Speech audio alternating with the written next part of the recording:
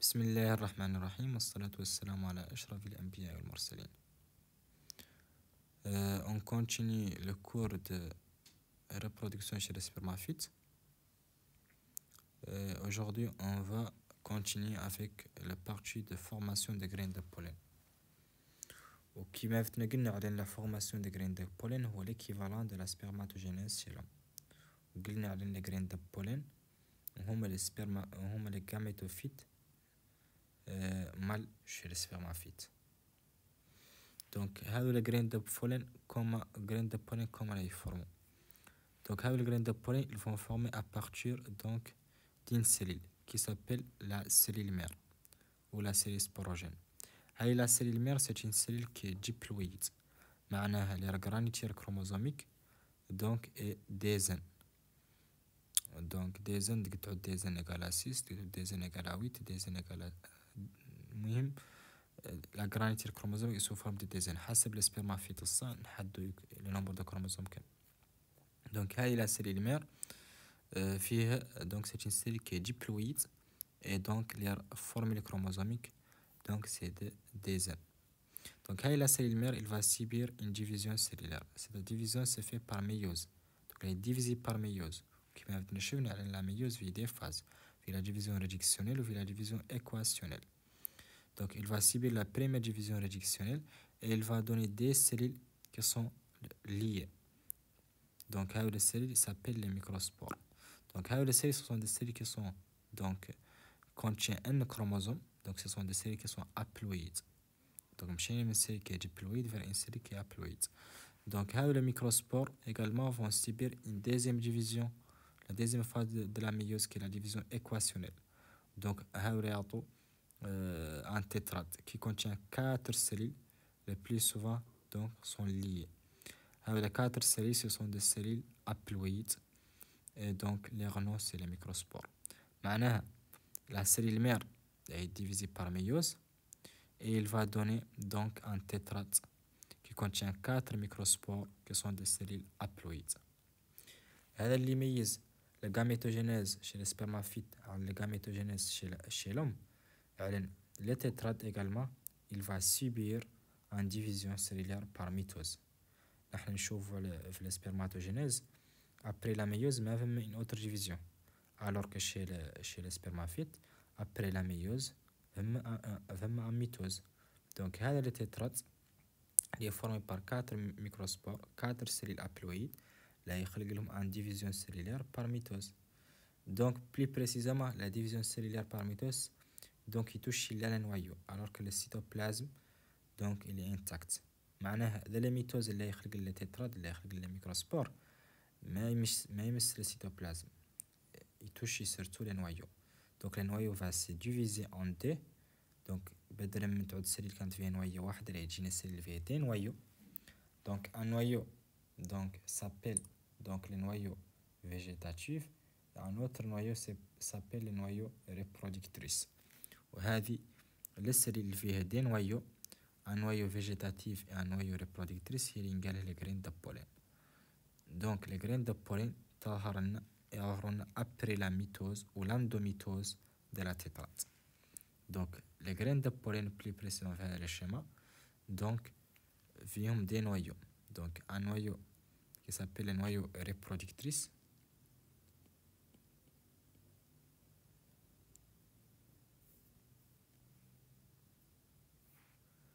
Donc, noyau reproductrice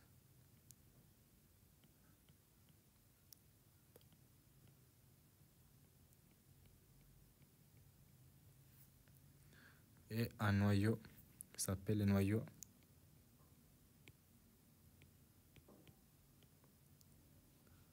végétatif.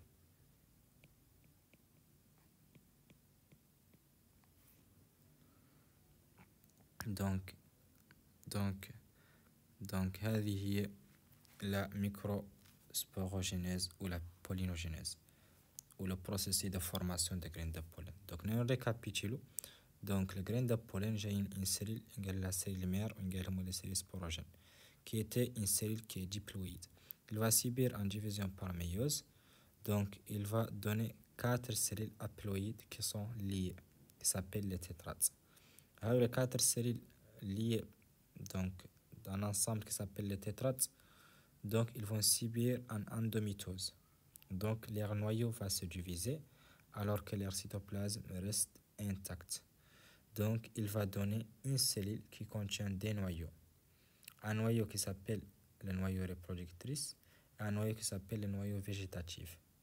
Et cette cellule qui contient des noyaux, c'est les graines de pollen. Donc on va essayer de faire une illustration plus détaillée de la graine de pollen. Donc voilà cette illustration qui montre les graines de pollen. Donc les graines de pollen, en fait, leur membrane, donc ils contiennent des zones qui sont épaisses et des zones qui sont fines. Et il va s'envelopper en fait par des couches ou des membranes. Donc un qui est externe et l'autre qui est interne. Donc la membrane externe ici s'appelle donc l'exine.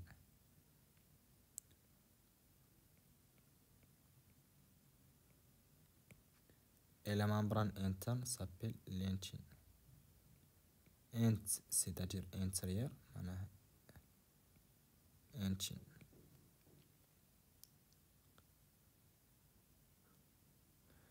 Puis entre les zones épaisses, il y a deux pores. Donc هذا هم le pore. La membrane externe, il y a des zones qui sont épaisses et des zones qui sont fines. Les zones fines s'appellent le pore. S'appelle le pore. Le pore. Maintenant, donc, il y a en fait des cellules. Donc, les graines de pollen formées par des cellules. Une grande cellule qui s'appelle les cellules végétatives. Donc, c'est la grande cellule qui s'appelle les cellules végétatives. Et une petite cellule qui s'appelle les cellules reproductrices. Pour les petites cellules reproductrices, c'est dessiné ici en vert. Donc, voilà les cellules reproductrices.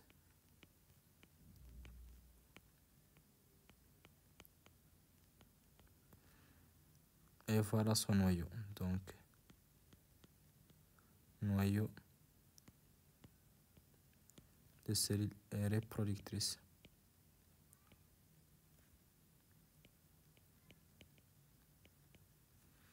Et pour la cellule les plus grande, ça s'appelle les cellules végétatives.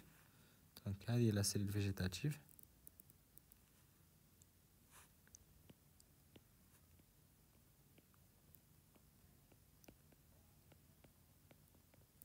Et voilà le noyau qui est dessiné en rouge de cellules végétatives. Noyau de cellules.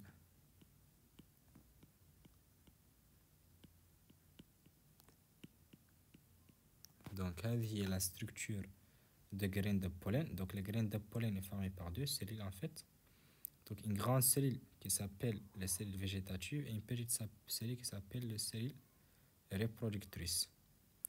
Donc, pour la membrane externe, donc, elle est formée par des zones qui sont épaisses et des zones qui sont fines, qui s'appellent le pore. Donc, la membrane externe, c'est l'exine, et la membrane interne de graines de pollen, donc, c'est l'intine. Pour la variation de la quantité de l'ADN au cours de la division cellulaire, donc au cours de la polynogénèse, donc on commence toujours par une quantité d'ADN de 2 Q. Donc, une cellule mère fait une quantité d'ADN de 2 Q. Donc, avant la division méiotique, cette quantité va se dupliquer. Là, il passe de 2 Q sur 4 Q. Donc, là, il commence la méiose. Donc, après la duplication, là, il commence la méiose. Donc, dès qu'il commence la méiose, il y a la première division. Donc, la première division, la division réductionnelle. Donc, on passe de 4 Q sur donc short decay. La division-réduction, il va réduire le nombre de chromosomes, donc il va réduire les quantités d'ADN. Donc des N, on va passer vers 4 qui, on va passer vers 2 qui. Après, en deuxième division, qui est la division équationnelle. Donc, la division équationnelle. Donc, les radnamoli 2 qui, donc short qui. Réduire le nombre de quantités d'ADN 2 qui short qui. Donc, maintenant, les microspores ont une quantité d'ADN. À la fin de la méiose, nous avons 4 microspores ont une quantité d'ADN égale à Q. Après, ces microspores vont subir également en division donc par mitose. Donc, mais avant la mitose, donc il y a une duplication de l'ADN, on a short DQ. Après la division par mitose, il y a le short Q. Donc, les graines de pollen ont une quantité d'ADN égale à Q. Donc, c'est l'évolution des quantités d'ADN au cours de la polynogénèse ou au cours de la formation de graines de pollen.